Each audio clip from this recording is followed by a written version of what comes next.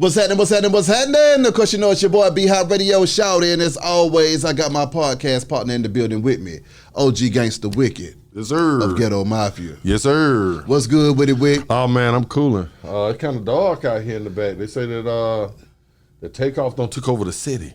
Well, they say his presence is everywhere.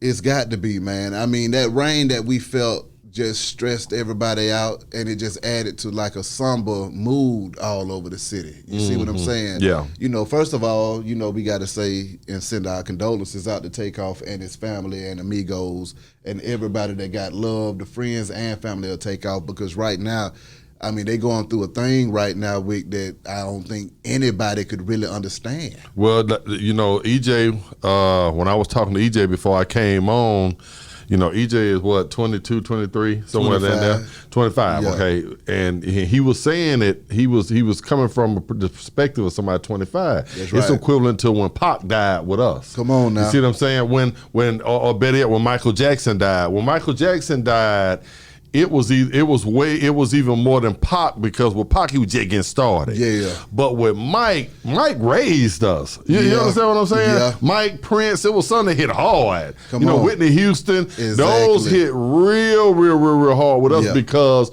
those particular artists raised us. Exactly. You understand what I'm saying? Your boy who died from Friday, Pops. Yeah. You see what I'm saying? Those are the type of things that hit.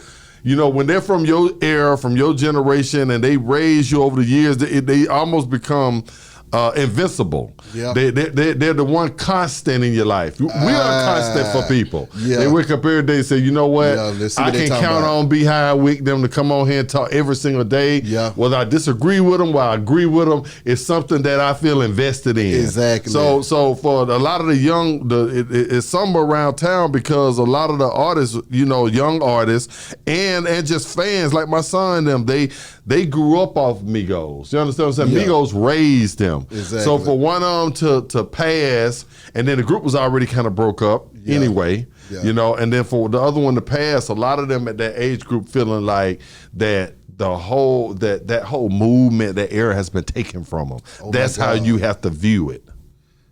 That's why it's so somber around the city. Exactly. And they taking it so hard. It feels like that whole era that they grew up on. Yeah. Anytime any rapper passes, any black man passes that's entertaining, that has a voice, you know, it's always gonna have a big reaction from fans. Yeah. But this one, like I said, this one hits harder because a lot of the artists that did pass, they didn't get a chance to blow. You were telling me about Yola the Great, remember? Yeah. And what was Yola, not Young Greatness. Young Greatness. You see what I'm saying? He just had a smash hit, but then, you know, didn't get a chance to reach the full potential. Exactly. I got Mo 3. Remember, I was just getting into Mo 3. Yeah. You see what I'm saying? And saying like, damn, I see why everybody love him.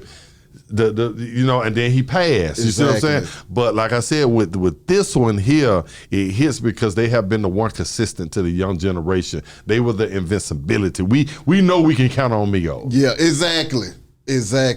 As an OG in the game that's been in hip hop for all of these doggone years, Wick, how do you feel looking at how it's turned out right now, man, where we're losing the whole generation of artists? Well, you know how I feel. One, I'm blessed to be able to see it. Yeah. You know, so I do have, you know, I am thankful for that I am blessed to be able to see it, because we don't lost some OGs also that you know, that have passed that aren't able to see this. I just spoke of a bunch of them, you know. There were a lot of R&B, because that's kind of what we came up on. We were the first generation of rap. Yeah. So a lot of our heroes were R&B heroes. Yeah. You understand? Marvin Gaye. Even when we was little, you know, when Marvin got shot, we felt like, oh my God. Crazy. Because we saw our parents. Yeah, they loved us for Marvin. We saw how it hurt the parents. Even if we were kind of young for the music and really didn't get it, we knew that our mom and dad was hurt behind that right there. Crazy. You see what I'm saying? Crazy. But I feel like, you know, I'm glad to be able to see it, but at the same time, it hurts, because it's like, you know, these kids are 20 years younger than me. Excuse me. But it's just like having a nephew or a niece, nephew, you know, someone younger in your family, you know what I'm saying, that passes, and they, you know, I knew that I could see the potential in them, and I could see this person say, you know what, in 15, 20 years, that guy right there, he could be the next leader. I'm talking about leader. After he go through this right here, because you got to realize a lot of these rappers that are passing, they have already proven themselves, that have proven that the masses look to them for a certain thing. That might be the wrong thing that the masses is looking to them for. But they got leadership qualities. But they have leadership qualities to be able to have 5, 10 million people on Instagram, sell all these records worldwide. Somebody is like what they're saying. Yeah. Now, if you're a guy like Takeoff, what would you have been in 30 years from now with those 10 million people following you on Instagram? Now, those are 10 million people that you could have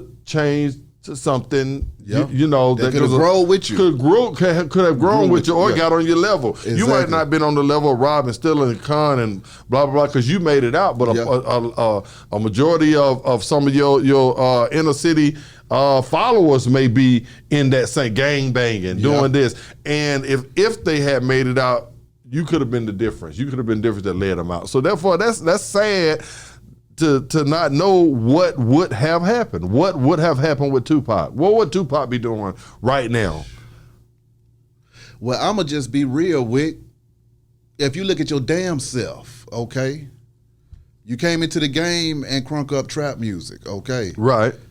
And now, at this point in your life, people are looking to hear exactly what the hell you got to say about life and what the hell is going on a regular and everyday basis. Absolutely. So you were able to pivot from where you were at as a child to where you at as a grown man and still impact the community in a way that you weren't thinking about this then. No. And that was the last thing on your mind, trying to save somebody's life. And a lot of people around me died for me to be here. That's what I be trying to tell you. Yeah. I'm not here. I got, you know what I'm saying, I got ancestors and angels around me that now I cannot do anything but succeed, do anything but the right thing, do anything because you know what? You know, I did, you know, there were guys around me that sold dope and took penitentiary chances so that there would be there'll be a ghetto mafia so that I can sit here. Some of them are dead. Some are in prison. Some people don't lost their mind. Losing your mind is a death sentence. You know, I tell people all the time, you know, if you could be a shell, that particular shell, but Be High is not a shell. Be High is a spirit. If that spirit changes, you're just a shell. You understand what I'm saying? You could be Larry, you know, you Bob, anything when you come back through this motherfucker. Inside that shell. You understand what I'm saying? So right now, man, to just answer it, you know, it's disappointing, bruh, that, you know, that this guy, and it was just foolishness. It's just foolish. It's not, I mean, but we talking about a guy here that reputation that a lot of people said was going to be great. If any three, they were already great. But if anyone was going to be able to pivot to that next, that leadership role, that was the one in the group. So it's disappointing. Now, when we think about just hip hop in general and the whole generational thing, man, last time we talked, you said we done lost a whole generation to death in jail. Correct. What does that mean for hip hop? And there's one more thing I want to add to that. I want to add to that. I want everybody to listen to me too. What did I say? We lost a whole generation of young black men too. Death in jail. It's one more thing, people out there. Grease.